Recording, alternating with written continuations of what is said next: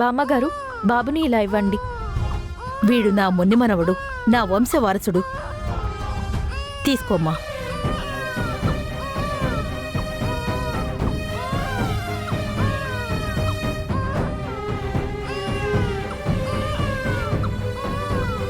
Sorry రా నాన్న, నిన్ను వదిలేసి వెళ్ళిపోయాను. నువ్వు నా కోసం ఏడుస్తావని తెలిసి కూడా తప్పక నేను వెళ్ళిపోయాను. నన్ను క్షమించురా.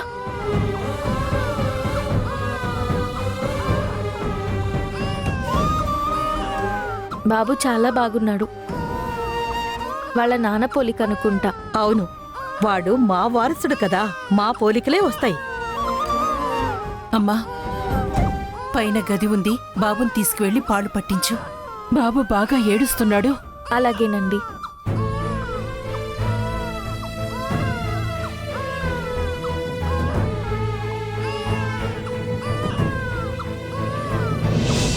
థ్యాంక్ గాడ్, ఆయేష టైంకి వచ్చి నన్ను సేవ్ చేసింది. ఇప్పుడు పాలు తాగి బాబు ఏడు పాపేస్తాడు. నేను మంచి మార్కులు కొట్టేస్తాను.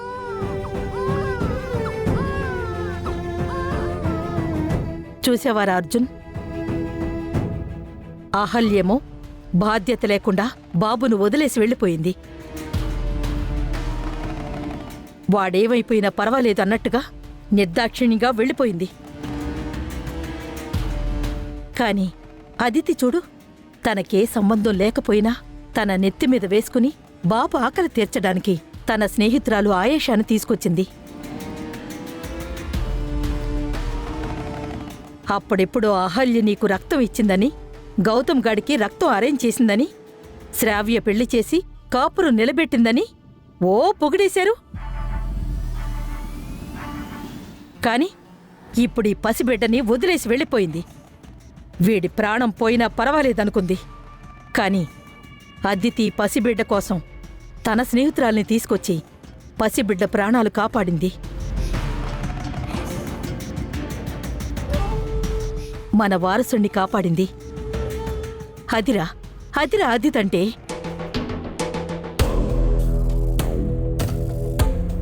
ఇలాంటి అదితిని మనం దూరం చేసుకున్నాం. అంతా మన దురదృష్టం. అవునుగా, అవకాశం దొరికింది కదా అని మీ నానమ్మ అదితిని ఆకాశానికి ఎత్తేస్తుంది. అవునవును, అహల్య వెళ్ళిపోయింది కదా, ఇక అదితికి గౌతమ్కి పెళ్లి చేయడానికి ముహూర్తం సిద్ధం చేస్తుంది. చాలా థ్యాంక్స్ అమ్మా. నువ్వు చేసిన సాయానికి ఈ జన్మంతా మే రుణపడి ఉంటాం. మా వారసుడి ప్రాణాలు కాపాడావు, మా భయాన్ని పోగొట్టావు. నీలాంటిది మా ఇంటి కోడలు కావాలి. నువ్వు నిజంగా దేవతివి.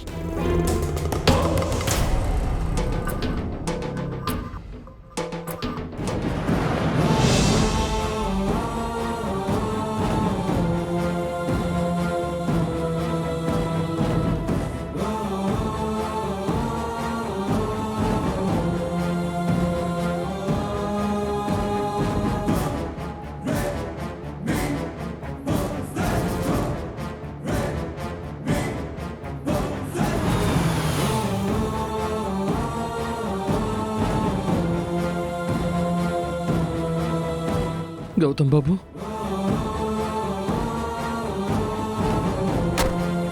గౌతమ్ బాబు.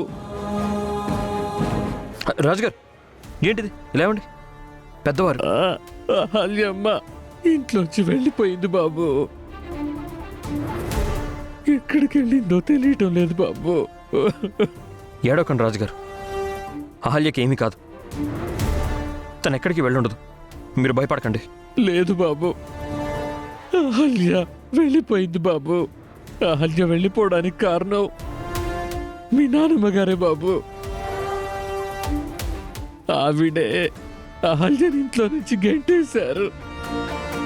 ఈ విషయం నేను ఇంట్లో చెప్పినా ఎవరూ నమ్మలేదు. నన్ను కూడా ఇంట్లోంచి గెంటేశారు బాబు. అందుకే మీకు ఫోన్ చేసి చెప్పాను. ప్లీజ్ రాజుగారు, మీరు ఏడవకండి. మా ఇంట్లో వాళ్ళ తరపున నేను మీకు క్షమాపణ చెప్తున్నాను. అయ్యో బాబు, మీరు నాకు క్షమాపణ చెప్పాలని నేను ఇదంతా చెప్పట్లేదు బాబు. ఇప్పటికే బాధ్యత లేకుండా నా మేనకోడల్ని నేను దూరం చేసుకున్నాను. నేను తన మేనమామనని ఎవరికీ చెప్పలేని పరిస్థితుల్లో ఉన్నాను. అలాంటిది ఇప్పుడు నా మేనకోడలు మిమ్మల్ని, పుట్టిన బిడ్డని వదిలేసి వెళ్ళిపోయింది. దీనంతటికీ కారణం మీ నానమ్మగారి బాబు. ఆ విషయం ఇంట్లో చెప్తే పెద్ద గొడవైపోయింది బాబు. సరే రాజుగారు, అదంతా నేను చూసుకుంటాను. మీరు వెళ్ళండి. ఎక్కడికి బాబు? ఇంటికి రాజుగారు. అయ్యో వద్దు బాబు, వద్దు. నేను మళ్ళీ ఆ ఇంట్లోకి వస్తే మీ బామ్మగారు నన్ను తిడతారు, మీ నాన్నగారు కూడా నన్ను రానివ్వరు. ఆ విషయాలన్నీ నేను చూసుకుంటానన్నానుగా, మీరు వెళ్ళండి. లేదు బాబు, నేనెక్కడికో ఒక చోటుకి వెళ్ళి బతుకుతాను. దయచేసి నా మేనకోడలు ఎక్కడుందో వెళ్ళి వెతికి తెచ్చుకోండి బాబు. మీరిద్దరూ కలిసి ఉంటే నాకంతే చాలు బాబు. చూడండి రాజుగారు, నాకు అహల్య ఒకటి, మీరొకటి కాదు. మీరు అహల్యకి మేనమామ అయితే నాకు బాబాయ్తో సమానం. అంటే మీరు నా సొంత మనిషి. మిమ్మల్ని నేను పరాయి వాళ్ళలాగా ఎప్పుడూ చూడలేదు, అలా వదిలేలేను. దయచేసి నాతో రండి, మీకేం కాదు, అంతా నేను చూసుకుంటానంటున్నాను కదా. వద్దు బాబు. రండి రాజుగారు, మీరు ఎక్కండి.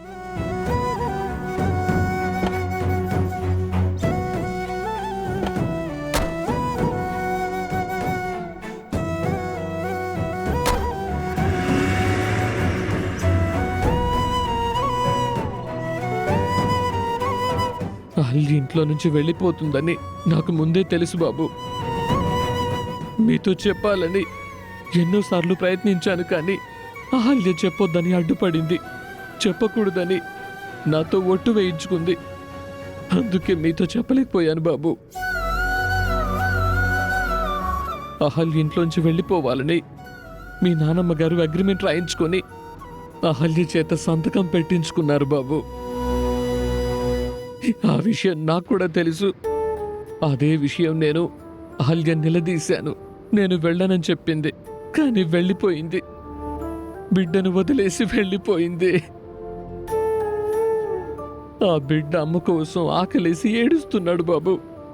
నా గుండె తరుక్కుపోయింది. ఎలాగైనా అహల్యని వెనక్కి తీసుకురండి బాబు.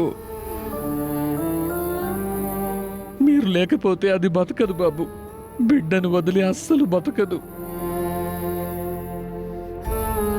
దయచేసి ఈ ఒక్క సాయం చేయండి బాబు. నా మేనకోడల కోసం ఈ ఒక్క సాయం చేయండి. ఏంటి రాజుగారు ఇది? తను మీ మేనకోడలు మాత్రమే కాదు, నా భార్య, నా బిడ్డకి తల్లి. అలాంటిదాన్ని నేను ఎలా వదులుకుంటాను? అలా అని మీరు ఎలా అనుకుంటున్నారు? నా ప్రాణం పోయినా సరే నేను అహల్యను వదులుకోలేను. మీరు అహల్య గురించి అలాంటి దిగులు పడకండి, అన్నీ నేను చూసుకుంటాను.